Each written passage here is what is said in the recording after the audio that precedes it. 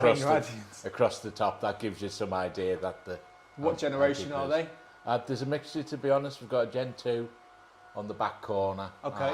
And then it's 3 Gen 3 Pros, then there's 2 Gen 4 Pros and a Gen 4. So there's a mix of everything. Obviously, it's a custom build. Was this build on site or? Yes. Okay, so a guy came and actually had to put the whole thing together. Yeah. So the base is 2 pieces of 15mm. Okay. Thick. The weirs are offset. So we put the first piece in, and then when they brought the second piece in, and it is the heaviest thing. Yeah. Jay will back me up. When we brought the second piece in, we were like that to the builder. Is it the right way? Is it the right way? And when we got it here, it was like, we need to flip it over. Now, I don't know if you've ever tried flipping over an 8 before. I've listed some heavy pieces of glass. I'm not sure that heavy, but yeah. So that was quite a challenge. So yeah, it was built on site. So what's under here then? Is that a metal frame or wooden frame? There's a metal frame. Okay. Powder coated steel? Box steel, yeah. So it's, if you look on the sump tank, it's the same. So it's box steel. So the sump's not underneath this tank? No, the sump is in the extension. Okay, built on the side which of the we're going to house. see in a minute, which gives you an advantage because you've got this at the perfect viewing height for sitting, yet you're not restricted by skimmer height, etc. underneath. You know, there's not under there. All we've got under there is the controls for the lights, and the pumps. So how and the heater and the heater. So how old is it? How long has it been set up? We're 5.5 years old now. Okay, wow. So it was always. I think patience is a real virtue. Well, I was going to say, I mean, I see you pretty regularly in our LFS, and you know, to be dedicated 5.5 years in, you still. Yeah, I always think to get a tank like this, it would take 5 years. Yeah. For me to be happy with it, and I am now. Yeah. Don't get me wrong, there's still a few things I'd like to change. Yeah. But it's now 5 years in. The corals are quite substantial, some of them. This Montepora cap is, we were just saying, I mean, I'll show you it in a bit, I'll film it, but that's, well, you've got multiples now, but that one's got to be 30 inches across, hasn't it? Yeah, it must be. And what did it start off from, a frag or just a colony? Or? It started off as a very small piece, about that big. So we've built it, so you might be able to tell, it's real reef rock. Okay. Apart from that one big lump on the end. That's massive. It is massive. So that Steve got a box of rock. Yeah. And when he opened it up, there was only one piece in it. So did it start off kind of like double bommy or kind of 2 piles or? Yeah, basically. So it is two complete separate piles with a valley that runs diagonally across. To get a bit of extra length into it and to break the eye. So where we sit over there. Yeah. If you'd have had it running that way, I just thought it would look too manufactured. Yeah. And obviously I was trying to get it to look as realistic as possible. Okay, so let's start with these corals then. Obviously, you know, the Montes are massive. So you got the green, the red, the purple, classic. Yeah. Love the kind of swirls. That's actually an orange one on the back corner as well. That is 2 separate. Oh, okay. So you've got red, orange, purple, green. And then it looks like it's pretty SPS dominant, actually. I mean, what have we got up here? Is that Red Planet up there? That's Red Planet, yeah. And do you know any? Are they tenuous? Some of these? Yeah, that's a rainbow tenuous. Is that a millie? Pink millie? It is a pink millie, yeah. So there's a few. That's a really nice blue million towards the middle. That one there. Yeah, that's nice. And then you've got within here. There's another rainbow chalice and the crazy tea. Yeah. That frags quite well. Yeah, definitely. So yeah, obviously Jedi mind trick going on the mind trick, and then another big piece of that in that corner as well. So what have we got over your side then, Jim? We've got again we've got more Red Planet. Yeah. Satosa, more millies. That one, which is probably my favourite one at the top, which is I don't know whether it is a true F-flow.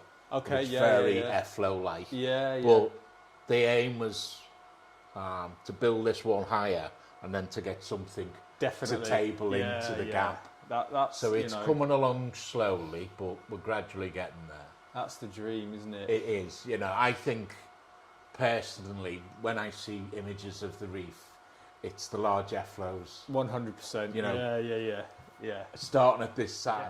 So it's a bit of a dream kind of. Is this your dream tank? I mean, is there anything you do differently, or would you have bigger, smaller, taller? If I was to mention an upgrade, no, I'm sorry, love. It hasn't quite worked out how I imagined it. We need to upgrade. No, this is an absolute dream country. We moved into this house over 20 years ago, right. And when we were being shown around by the estate agent, I paced this wall.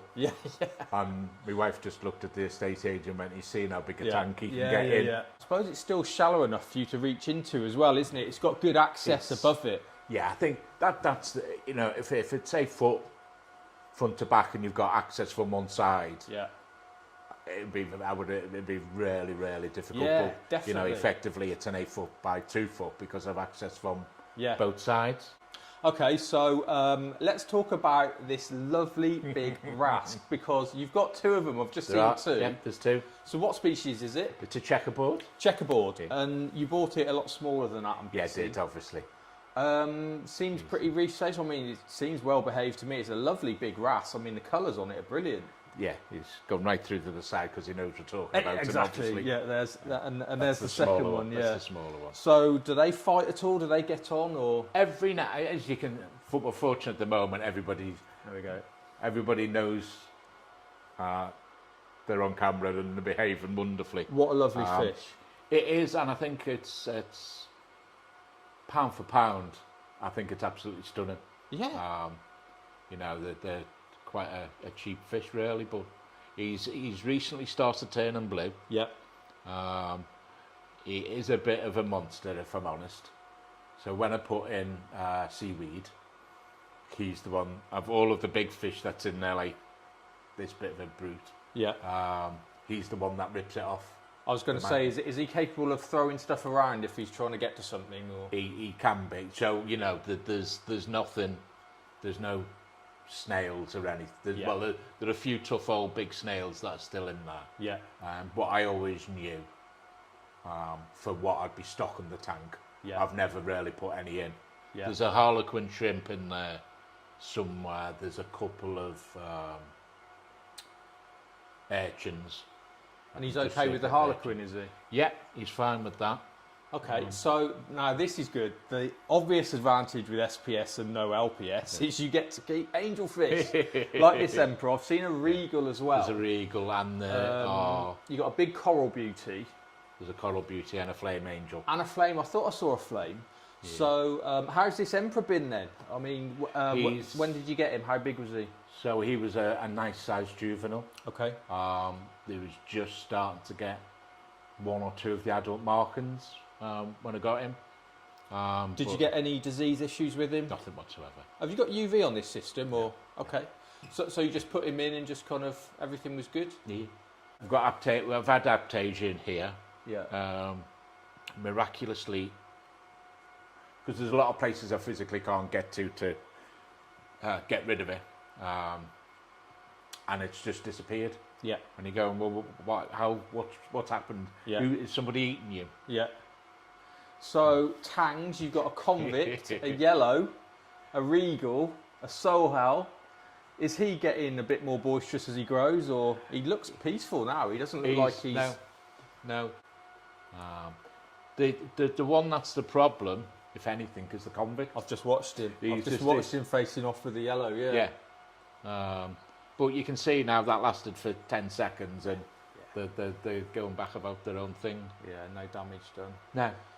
So, the Sohal, I'm not sure he realises just how big the Emperor's going to get yet. But he's going to get quite a size himself still. Absolutely. There's still a lot of growth in him. I think tank size just helps with everything though, doesn't it? Oh, most definitely. Not just with stability, but just with stocking and everything, they're not hemmed in, they're not stressed, they're not facing off, going, get out of my way. They can get out of each other's way. Exactly. They can go to the far side of the tank and, remove themselves from the line of sight. I mean, I hope you can see that in it as we're sat here now. Yeah. There's very little aggression goes on, thankfully. So let's talk about what you do for a job, because, we talk about phosphate, nitrate, all the rest of it, but you're more qualified in phosphate than most. I would I would say yes for what I do for a living. Yeah. I probably do more phosphate removal than most people. Yeah. So I work in sewage treatment, and we are currently in a process of doing £300 million of capital investment purely to remove phosphate. Wow. Yeah. From sewage. From sewage treatment, yeah. So what do you use? Is it GFO? Is it lanthanum? What is it? It's very similar to GFO. Right, okay. So we use ferric chloride mostly. Okay. In simple terms, we dose it into the sewage. Yeah. But what it does is it binds. So in the sewage you get a sludge. Yeah. And we bind it, the phosphate, to the sludge. Yeah.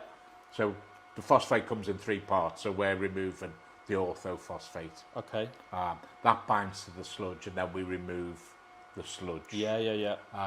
If we have problems where we can't remove the sludge efficiently enough, we get a re-release of phosphate. Yeah. So that's why I always say, if you keep your sump as clean as you can, because if there's minute sludge in the bottom of your sump, it can re-release the phosphate. Okay, so I was going to ask you about this. So how does this transfer to your reef keeping and how you've done? I mean, straight away, top tip, clean sump. I mean, what else can you have too low phosphate? Can you have too high? How do you do it? I'm probably not as concerned as a lot of people. Yeah. What level do you run, by the way? About 0.1-ish, maybe, something like that. Yeah. So you get, I do a lot of research for my job, stroke for the hobby. Yeah. Nighttime reading. Yeah. And the figure of 0.03. Yeah. I've never found where that's come from. It's often quoted. I think it's made up. Well, I don't know. It's maybe somebody's tested some seawater somewhere, and it's come from there. I've never found. I like to read scientific documents. I mentioned one about to yourself the week before last about tourmaline, and a different way that could work, and some of the stuff Max Speck seemed to be working on that's due to come to the market. Okay. So I'm really interested in. So what do you run your nitrate at then? We're about 10 at the moment. Okay, yeah, good. About 10, no problem with that. Yeah. And your consumption, because we chuckle about the consumption. So you're running boiling light. I am. And on a doser, I take it. Yep. And how much are you dosing per day, Jim? For alk, we're at about 650 ml a day. 650 ml a day of alkalinity liquid. A day. Yeah. It's quite a lot. Yeah. Compared to most people go a day. Yeah. Yes, a day. That's a lot, isn't it? It is. So I take it, although there should be high evaporation, a lot of your auto top up is being compensated by with the amount of I'm putting in anyway. So flow wise, you've got a couple of vortex there. Is that an MP60? It is. MP60 and MP40. Yep. And then same again on the other side. Same repeated in the opposite. And then the returns. Okay. Have you got enough flow? You happy with it? I don't think I'd ever have enough flow. Do you know what? That's SPS, isn't it? It's one of those things. I do diving and I prefer to snorkel, but I can dive. And when you go in the sea, and you just turn slightly in the current and you drift along, and you think that's never going to happen in my tank. Yeah. So you're never going to have enough current, I don't think, within our tanks. Although I've gone with what was recommended through their calculator of the size of the tank. It could handle more, couldn't it? Especially with these sticks. I mean, you could absolutely batter them if you wanted to. Yeah. So they're on quite a low flow at the moment. So they're up and down through the day on a program. So when they're kicking off, the surface here is really agitated. You can really see the flow coming through. So we've done actual dosing. What about feeding? What's your kind of food regime for fish and corals? Predominantly frozen. Okay. Mysis, brine shrimp, the Nioscol pods. Yeah. The Antheus love them. And then backed up with pellets and seaweed. How often do you feed a day? A lot. Yeah, because of the I do Angelfish. feed a lot. Yeah. I could feed them every half hour. Yeah. You know, and people go, how much you putting in? And you go, well, yeah, we put in quite a lot. I'm like that. I'm a heavy feeder. Yeah. You know, I think the fish are grateful for it, but you know, Brilliant. I have to put a lot in because obviously there's some big greedy fish there. Yeah. Yeah. And you've got to make sure everybody gets a bit. Right, let's go and see the other side, and then we'll do the sump. Okay, cool. Right. So we're in the other room, in the dining room. Yes. This is the advantage of a room divider. It's 2 tanks in one. Exactly. Completely 2 different tanks. So I think you said the other side is your favourite side, but this is still... Yeah. I mean, here you can see all the layers of the Monty, and you can see that channel. That channel. I always like the contrast of light and shade as well, like in nature. You know, the fish can go and chill out, and you know, if I'm doing, you can see the urchin through there. If I'm doing some work on the tank, they do like to go and hide. So there's plenty of places like that. Yeah. And I can see some LPS around here. There are, yeah. So we got a candy cane. Yeah. Colony, Duncan's. Yeah. Turbine area. Yeah. Okay, and these... There's some Macan up there. Oh, yeah. So you're saying these, the angels tend to leave them alone then? Never. You rarely see them touching them. Well, you can. If you look at that Duncan, you can see it. Looks great. Yeah. Looks really good. And it seems to be appreciating that kind of... You can see this upflow. Yeah. Up there. Really nice. So on this side, so we've got... Is that an encrusting Monty? Big purple encrusting Monty. It's huge now, isn't it? If you can just give us a walk through any other corals. So, the Blasto down in the bottom corner. Up above, we've got a grafted cap. Oh, quite a small fragment. Oh, okay, that's going to be good. Just start seeing the green coming through on that. Next to that, we've got the Holy Grail rainbow chalice.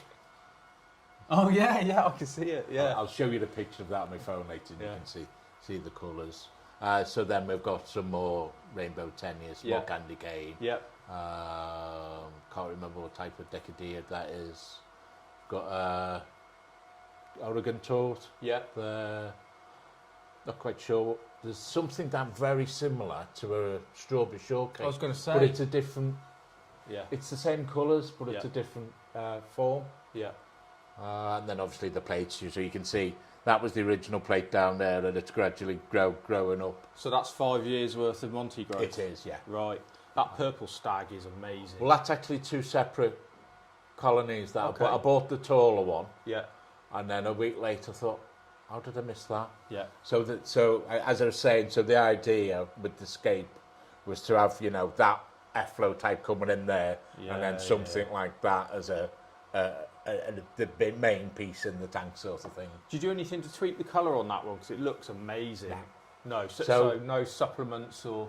I do use the fauna maroon colours. But when I looked at the second one in the shop, it was paler. Yeah. But that one was paler when I bought it. And I thought, I'm not quite sure if it's quite this. I wasn't, and I thought, well, I'll take a gamble. And when I put it in next to it, I thought, oh, it's nothing like it. But gradually over the last couple of months, it's coming in.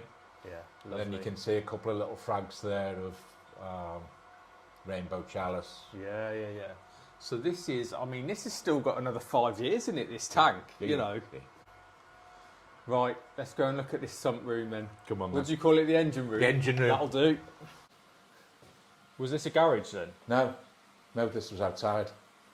Oh, right, so this is an extension. We've built this as an extension. Just for your filter? Just for the filter. Your wife is amazing. Isn't she just? What an amazing woman to let you build this room. Wowzers. Okay, let's look at this mega something. Why is it elevated then? Is this to do with the height of the tank in the other room? Well, yeah, so as I was saying earlier on, with the industry of working, there's a few fellow reefers in the team, and so they helped me with the design. Yes. I wanted it as high as possible. Basically, so we could get a big ATU underneath. But also to reduce power consumption for the return pumps. So really? obviously, Just to take the head height out and save a bit of energy? Exactly. Okay. It's as simple as that. So where I put it on, you can see it did go on blocks. I did have a car jack ready, just in case it was a little bit too high. But you've got proper waterproof, like wet room flooring as well. Yeah. Yes, it is. I'm jealous. So I'm jealous. I can do anything I want, and she doesn't shout at me. I mean, you can see there's a few little stains, but generally she's cool with it. Okay, so so water is returning here. Yeah. Into the floss. Into the floss. Quite old school. What was filter socks? But the filter socks are just cut off the bottom now. They're open bottom, and it's just the floss really. So we've got, what, 4 drains going into the floss? Yeah. And then it's going under? Goes down, up through a bubble trap, into here. Yeah. So this bit here is the water change volume, which is the equivalent of this tank here. So it's a 250 litres. Oh, okay. Oh, excellent. Well, that's, So 2 NIOS skimmers, NIOS 160s? 160s they are, yeah. Yeah. I know I'm under skimming, but to me, the way they rate a lot of the equipment is rated per 100 litres, and I really wish they could do it as biomass. Yeah. Because although I've got a big tank, I don't think I've got a lot of fish. No, true. There's not a huge amount. There will be eventually one day. A couple of them fish are going to be quite big. Yeah. But the reason I go for 2 is for redundancy. Okay. So if one breaks down, one keeps going. I've still got one going. And same with the return pumps. You know, if one breaks down, I've still got that. That was the whole idea. If something breaks down, we've still got flow through the sump. You've got an insurance. We've still got. And to me, these are mostly for oxygen. Exactly. Yeah, we've discussed this, haven't we? Yeah. I truly believe most people don't understand just how critical oxygen is for the bacteria within our systems. Sure. What are these big reactors then? So this one has got the ATI phosphate remover in the front one. Okay. And then the back one is carbon dosing pellets. Oh, okay. So that's fluidized pellets on the back one. So what's stopping your pellets from reducing that nitrate and phosphate too low then? Have you had that issue or? No, I feed a lot. It's plain and simple, just feed a bit more.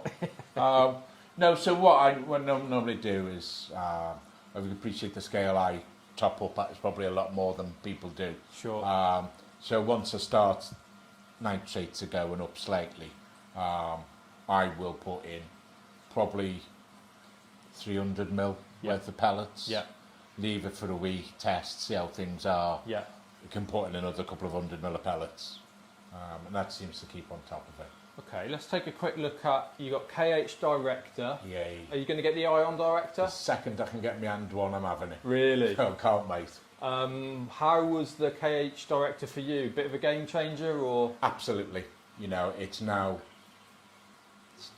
to me, the real clever bit of it is that with the ball and light, if you're aiming to mix a supersaturated solution, if you don't quite get it right, because I'm doing 10 litres, if I'm slightly under a bit, it will adjust that for me.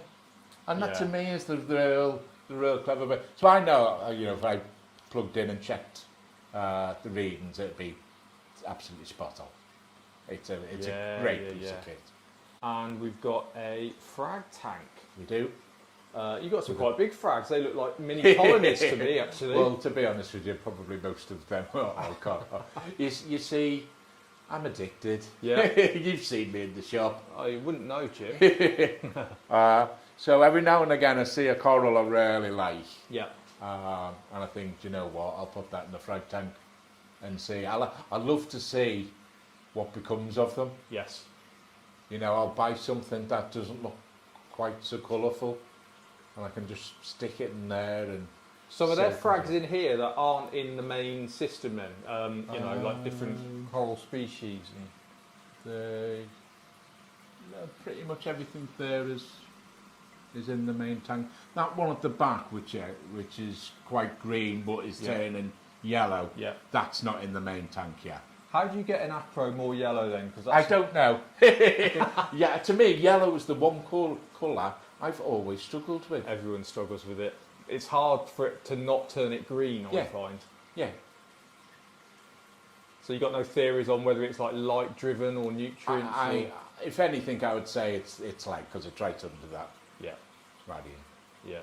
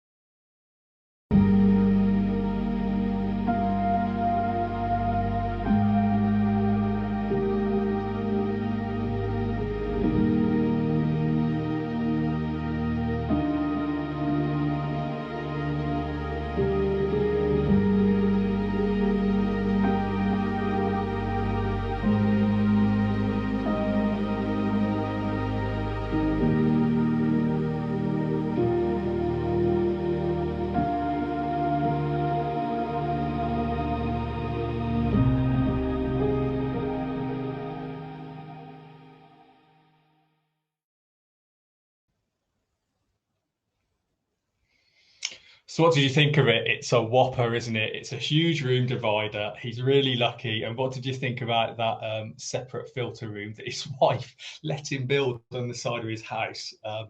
Brilliant tank, and I'm sure, as I say, it's got another 5 years left in it. So thank you, Jim.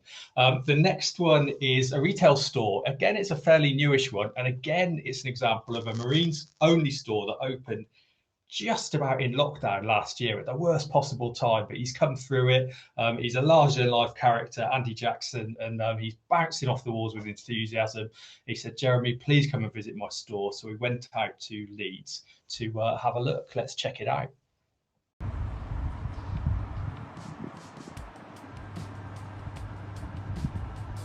And my background is 25 years in retail.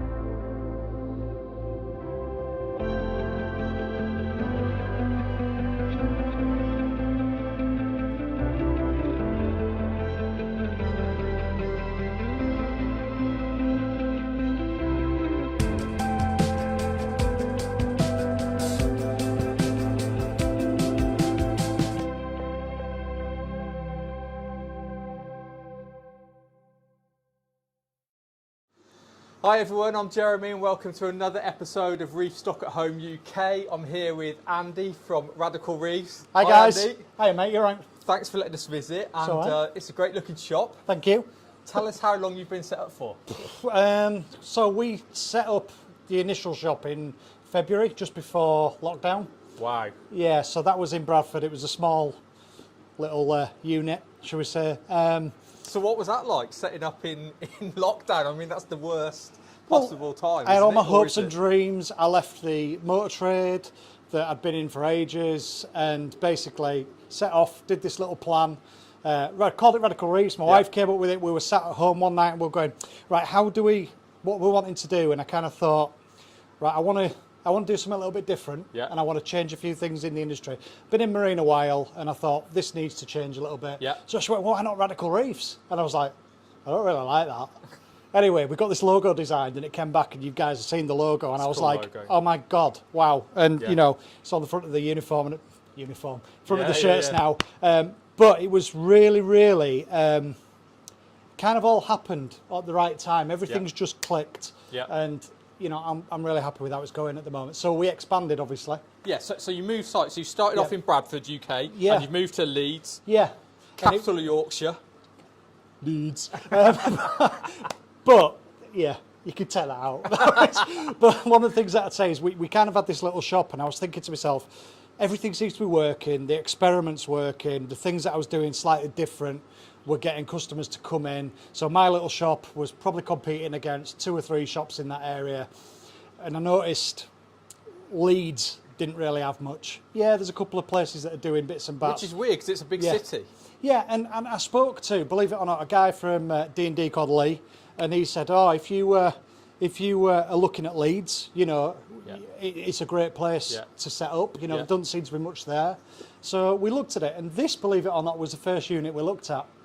And it was kind of, I imagined everything in it to start with. Yeah. And we also knew about the second unit that's on the video as well that might have been coming up a little bit later. So I was kind of thinking, plan A, plan B, plan C, plan D. And that's what we've done. And, you know, plans are going into motion at the moment to build the business. Okay. Yeah. So we've just seen you've got quite a large extended area out the back. You're going to do koi, you're going to do trops, you're going to do fresh water. Yeah, I mean, my main love is marine. Yeah, so which is why I'm keeping the marine side of it separate. Yeah. But there's such an opportunity in this area for tropical, and I'm not talking tropical in terms of like neons and things like that. I'm talking a lot more bespoke. Yeah. You know, stuff that's a little bit rarer, where people are going to be looking for it. Yeah. And the koi side of things, you know, Japanese and you know, English bred, Israeli, things like that. But the marine side of things getting a big expansion in there as well. Yeah, so talk to us about this, because I've just seen a great big calcium reactor down there. Yeah. What are you planning, Andy? So we've got a quite a large coral farm going in the back. So we've got 2 16-foot tables. We have got the calcium reactor going on that with the Reef Factory KH Keeper Plus. Yeah. And I'm really looking forward to getting that into motion, because there's a lot of What's something that customers says to me a lot, that there's not a lot of places for decent SPS around here. So that's something that we're doing. And the other thing that we're doing, which I think is a first or maybe a second in the UK, is full quarantine. Okay. And that you know, a lot of people are going, oh my God, you're crazy for doing that, but no, we're not. Full quarantine of fish? Yes, full stop. Okay, so you will be able to come in, you'll be able to pick a fish, so a powder blue. For instance. And you want to know that that fish is completely clear of disease. Of course. Yep, so white spot, velvet, flukes, worms, bacterial infections, you know, we're going to be doing all that, and that will either be involving techniques using copper, you know, chloroquine phosphate. There's all sorts of different things that you can do, but we will ensure that fish is right before you take it. Okay. And the only thing I'm asking for on that is a 10% uplift on the price. Right, okay. And so what? So they'll say, Andy, I want that powder blue tang. You'll say, great. Yep. You move it out the back. Yep. And then you have it for how long? 3 to 4 weeks. Wow. Yep, full stop. Wow. Okay, and they can come and collect it in 3 to 4 weeks, knowing that it's right. The only stipulation that I say to this is, if you already have fish in your tank, there isn't a great deal of point in doing this, because you might have something in your tank already. But for people that are just starting up, etc., you can guarantee that your tank is free. You can keep coming back to me and saying, that's my dream fish, can you get it from wherever? And you know, we can get it, quarantine it, and then also what we also do on top of that is give you a 14-day guarantee on the fish. So there's a few things that I'm doing slightly different that have shaken things up. Okay. So easy. So let's talk our viewers through the shop. So you've got this massive fish-only tank here. How big is it? So that's 11 foot, you know, by 2.5 and 2 foot wide. I mean, it's got some golden trevellis in at the moment. It's got some, it's got Fluffy, who you'll see on the video. Yeah, she's beautiful. I'm saying she, might be a he. But completely vicious. Gender neutral. Yeah, and you know, there's a few fish in there. Now, the reason we've done this is because, everybody's got a coral tank. Loads and loads of things, but what they don't see is some of the weirder and wonderful stuff. So I wanted some weird and wonderful to be in there, and you don't really see a lot of what's in there. You know, the size of the cowfish, for instance. You know, that's what I wanted to do, and then, you know, I've got a slightly smaller coral display, which is the Red Sea 1000, which we're just in the process of setting up. We're going to film some of this. So this is the latest Red Sea 1000. Fantastic tank. The build quality took 8 of us to lift. Now I've got 5 160s over it at the moment, so my plan for this is we're going to have SPS on one side, and then LPS torches, you know, nice stuff on the other side, as well as some very, very colourful SPS on this side.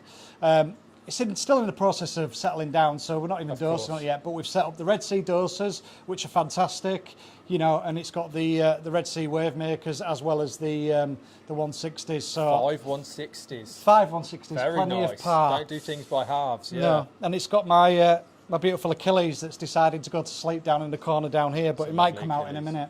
Lovely Achilles. Yeah.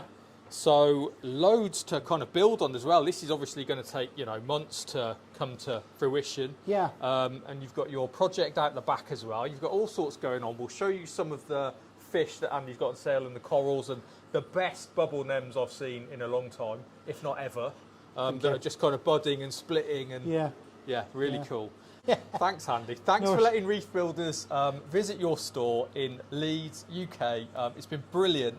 You're a great host. And, Thank you. I wish you all the best for the future. Thanks, pal. Thank you. And have a good one, guys. Thank you.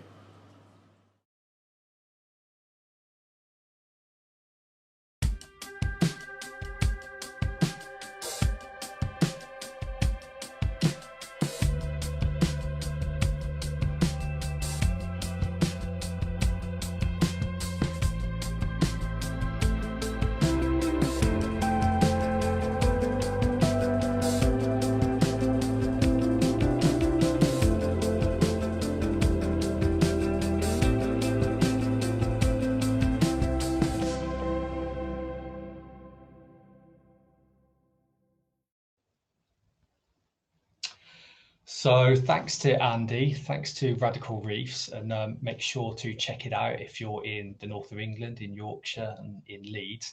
And it's because of Andy that I got to visit the next tank. So I was in Andy's store and I said, Andy, I really need to visit some tanks and I want to feature something cool and something different for Reef Builders, ReefStock at Home UK. And he said, give me a minute. And he put out like a post on his Facebook. He said, you know, inviting tanks to come forward for Reef Builders.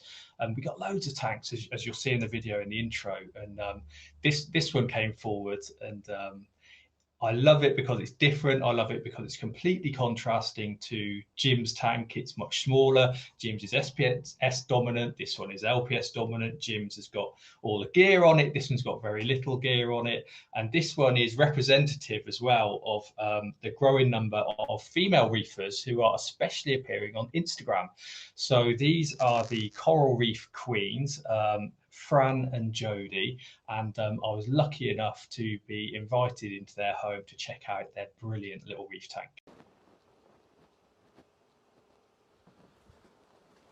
Okay, everyone, so I've just raced across the Pennines on one of the hottest days of the year to visit Fran and Jodie, Coral Reef Queens on Insta, and to check out this awesome tank. So thanks to Andy Jackson from Radical Reefs, I forgot then. So thanks to Andy Jackson from Radical Reefs for helping me out with this, because I was in his shop the other day and you'll see his video, and I said, Andy, help me out. I need to visit a really cool tank.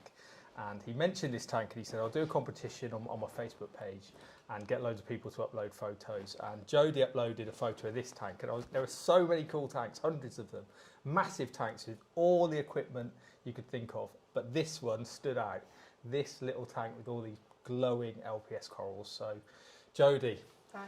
I made it, I'm here. Thanks for letting me visit. No and this is a great little tank. This is better than I thought it would be. Yeah, it is a little tank. It's a 90 litre. 90 litre. So what make is it? It's, I believe, only Maidenhead Aquatics do it. Oh, okay. And it's an Aquamanta 60. Aquamanta 60. So it literally is a cheap £150 tank. Okay. So how many litres of water did you say it was? It says 91. And it's got the filter built in the back? Yeah, so it's got a built-in back sump, and I chose that over an Aqua One because it got really long bits to put what I thought I could get a skimmer in. It actually backfired a bit on me because it's really narrow and I can't get a skimmer to fit in it. Okay. So I'm actually running it skimmerless. Skimmerless, awesome. So I'm kind of with you on this because I've used small skimmers and small skimmers aren't that good. Big skimmers can be brilliant, but small skimmers, they're a bit of a waste of time. Yeah, so. I mean, I didn't want one sticking out of the middle because it literally could only go there where the fans are. So I didn't want one sticking out. Yeah. And I couldn't get one to fit. Just couldn't. Yeah. I wanted one of those little gadget ones that fit really snug in, and it just didn't fit. So I had to give up on it. Okay, so there's not a huge amount of fish in there anyway. It looks pretty kind of coral dominant, so there isn't like a huge amount of nutrients going in. No. I probably am overstocked. I've got the relatively small fish at the moment. I think I've got 6 fish in there. Okay. This is such a colourful tank, Jodie. I absolutely love it. So you've got the AI lights and you've got all the kind of popping colours. You've got a Euphilia garden there. You've got Duncans on your frag rack. You've got Scollies. You've got Lobos, Cycloceras fungia. You've got a bubble coral, Sarcos, Torch. I mean, you're clearly into LPS corals and colourful corals. Yeah, I always have been, yeah. I mean, I'm not a fan of SPS, or as I refer to them, Twigs. Yeah. But I got given 2 recently, and I'm trying them up there. I don't even know what they are. That's how little I am into it. Yeah. And I thought I'll do them as an experiment, because there is a couple of SPS that I like, Stylophora and the Strix. But so far, they seem to be doing okay. The tank looks amazing. But I am really into my hammers and frog spawns. I can tell. So, is this your first tank? Have you kept marines before? No, I've had marines on and off for about 13 years. Oh, okay. But I would say probably the past year I've really got into like checking my water chemistry and stuff as well. Yeah. I kind of just used to put a coral in and hope for best. Yeah, I mean, you've got some really collectible corals, especially things like the Torch, the Scollies, and you've got more or less total rock coverage as well, which is kind of the aim for everyone. That's what I wanted. I started with a couple of Zoas there in the middle. At first they weren't doing very good. I got different lighting at the time. I upgraded to the AI primes and they just took off, really. I just keep, if I find a bit I like, I just stick it on. And it just seems to grow. So no skimmer, but you've got obviously a wave maker. And is that the Nero 3? That's the Nero 3. How'd you get on with it? Really good. I love it. I am thinking about maybe upgrading to a Nero 5. Okay. Yeah. I mean, because my tank's pretty full now. I want to maybe get a little frag tank, and I'd probably put that in my frag tank and get a Nero 5. Okay. Because I do run that quite high, about 70%. Yeah. It looks good though, that they're all moving, aren't they? So. Yeah. I don't like to see them getting blasted around, so I like a nice steady flow, quite constant with it. So you've kept marines for quite a while, but how long did you say this tank's been set up for? February, this thing set up. Oh, okay. Yeah. I mean, there's no sign of nuisance algae. Have you had any like outbreaks or? Yeah, I did a little bit, and I think it was when I put those lights on. Yeah. It was fine. And I think I didn't really know what I was doing with the lights, and I just I really like a blue tank. Yeah. I maxed them out at like 100. Yeah. And I got up one morning and I'm just constantly wiping using flipper blade to wipe it off, and it just won't go. And then I turned them down and it's just like sorting itself out really. So did it come with like a stock light then, this tank, or did you? Yeah, and I didn't even use that. That didn't even get considered. I was using Kessel A80s, I think. Oh yeah. I had 2 of those on it, and do you know what? They did a good job. But I found that my Zoas were reaching up a bit for light. Yeah. So I got a good deal on them, and I thought I'll go for it. Yeah, they're awesome. So you're into Euphilia. What's your favourite? Hammers. I would say, if you'd have asked me last week, I would have said my Trachy, which actually is sulking today. Yeah. But last week I got the big green hammer, and that's my favourite. What's your favourite, Fran? My favourites are the Zoas. The Zoas. So you're into your Zoas. Yeah. Do you know the names of your Zoas? Yeah, I do. Oh, go on then. Educate me. Go on. Okay. So I've got, start from top. Yeah. What's a Chaos? Yeah. I believe Alien Anti-Venom. Okay. Ambams, just a mixed one. Some Hornets, Rastas, Sunny D's, Gobstoppers, Sonic Flares. They were meant to be blonde, blue-eyed, whatever they're called. Yeah. I think the scrambled eggs. Don't know that one. And then Incinerators. And I've got a couple down here, which has got a mix of, and I've been wanting them for so long. Victoria's Secrets, there's a couple in there. Tutti Frutti, some more Sunny D's and some more Utter Chaos. And they're mainly there because when I set my nano up, they're going to go in the nano. Okay, cool. I want to fill it, the sandbed with like trackies and stuff. I didn't even notice them. You've got so many corals to look at in such a small tank. Have you got a Recordia there as well? Yeah. I've got that one there and 2 little ones there, and one came off and it's stuck itself between the favias in that rock. Yeah. So I think this is a classic case, though, of your corals are worth way more than your tank. You started off with like a budget tank. You've got quite an expensive collection, potentially. Yeah. I mean, the gap, I ideally wanted. I was going for the TMC Habitat 90 tank. Yep. It don't fit. It's 7 centimetres. This Oh, wall. okay. I can't have it. Yeah. And we've decided to get a new sofa. So if I got the 60 version, it comes out a little bit too much. But this is England. We're a nation of alcove. I know. I have said houses, aren't we? Let's knock alcove down. Yeah. But we will be moving it next year or two, so I'll probably upgrade then. Okay. And hope that this doesn't grow too wild that it's you awesome. can't see anything. So how are you attaching everything to the rockwork then? Is it putty? Is it? No, I use it's not got any brand in it, but it's the bulk reef supply glue. Okay. I find it fantastic. It's that hammer was quite weighty, and it stuck it on amazing. I had a really bad experience a while back. I used some putty, and I had a nano at a time, and it wiped my tank out. Yeah. It literally killed every fish that were in there. So Yeah. I won't even touch it now. So you're just putting a big blob of glue on the base of that. Is it a colony? basically. I suppose it was. Yeah, or? yeah. It's got 21 heads on it. That. Wow. It does go around back as well. So what corals are on your wish list? I wouldn't mind a master scholar. Master Scully, Yeah. very nice, very nice. Yeah, what about you, Fran? Just more colourful Zoas. Anything colourful, that's what I like. I mean, I've seen a lot of tanks in my career. This is one of the most colourful tanks I've ever seen. I think you've nailed it. It's awesome.